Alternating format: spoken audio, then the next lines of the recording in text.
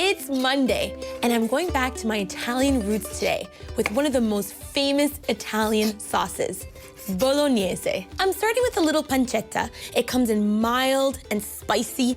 I'm using the mild version today because all I want is that nice salty bite in it. I love that nice salty smell that comes right out of here because there's nothing more delicious than salty, crispy pancetta. In just a few minutes, this is rendered down and it has this fiery orange color. And these are just, perfect salty bite. And I'm adding that next level of flavor, which is sofrito. And that's the holy trinity of flavors. So it's onions and carrots and celery. And of course, I'm putting a little garlic in there.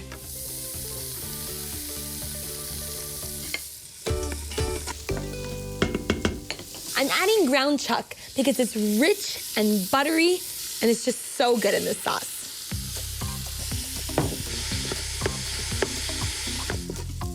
Now, in Italian cooking, we like to maximize the flavor. And here's what we like to do. Deglaze with nice, rich red wine. It picks up all of those crispy bits that are stuck at the bottom of the pot, and it gets them infused in that sauce. A little goes in the pan, and then you've got a little for later.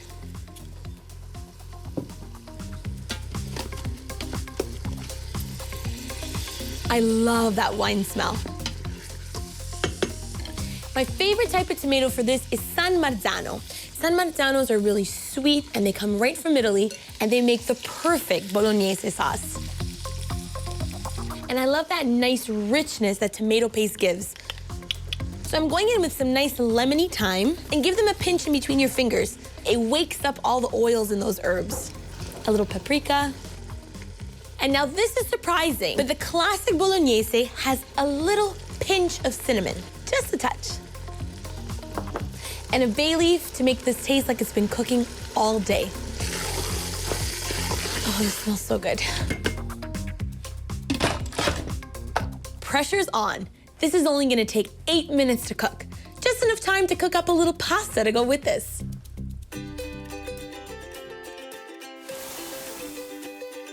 I chose these silky gold ribbons to go with my ragu. They're called tagliatelle. How pretty are these? I like to get that starchy cooking water into the sauce. It's gonna help toss this together and get the sauce stuck onto those noodles. A couple more star ingredients go into this. First things first, the king of all cheeses, Parmigiano Reggiano. I like to make it snow on my pasta. You can never have too much cheese. Onto a pop of green, some fresh basil. And now toss this all together. Now a big bowl like this usually drops in the center of an Italian family-style dinner. And to make your bowl, here's a trick. Grab your tongs, grab just a couple of tagliatelle, and then just give it a turn. It makes the perfect pile. A little extra cheese.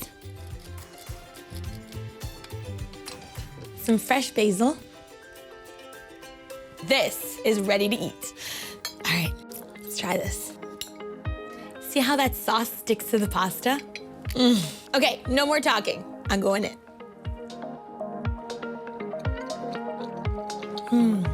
I love that rich tomato flavor. And my favorite part that surprises me is that little hint of cinnamon.